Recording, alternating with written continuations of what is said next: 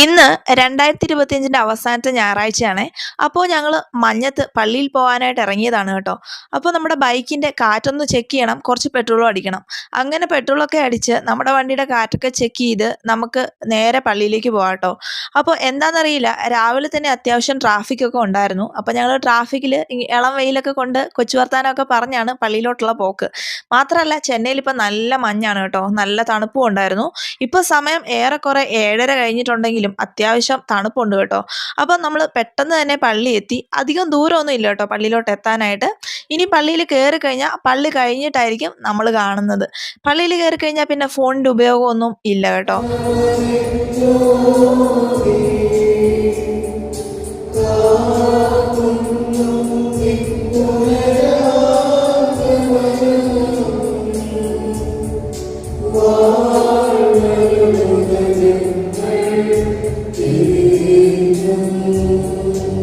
അങ്ങനെ പള്ളി കഴിഞ്ഞ് ഞങ്ങൾ ഇറങ്ങി കേട്ടോ.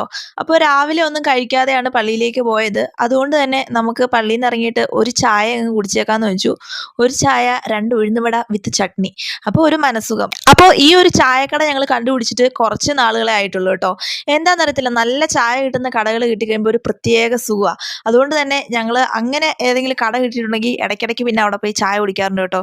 ചെന്നൈയിൽ ചായയ്ക്ക് ഒരു പ്രത്യേക സ്ഥാനം ഉണ്ടല്ലോ. അതുപോലെ തന്നെ ഞങ്ങൾക്ക് ചായ കുടിക്കാൻ ഭയങ്കര ഇഷ്ടമാണ്. ഇജാനാണെങ്കിൽ ലൈറ്റ് ചായയുടെ ആളാണ്, ഞാനാണെങ്കിൽ സ്ട്രോങ് ചായയുടെ ആളാണ്. പിന്നെ ഞങ്ങൾ എന്തെങ്കിലും കഴിക്കുമ്പോൾ അങ്ങോട്ടും ഇങ്ങോട്ടും ഓരോ വാ കൊടുക്കുന്നത് പതിവാണ് കേട്ടോ. അതൊരു പ്രത്യേക സുഖമാണ്. അപ്പം നിങ്ങളിത് പരീക്ഷിച്ചിട്ടില്ലെന്നുണ്ടെങ്കിൽ സ്നേഹിക്കുന്നവർക്ക് ആ ഒരു ടിപ്പ് ഒന്ന് യൂസ് ചെയ്ത് നോക്കാവുന്നതാണ്.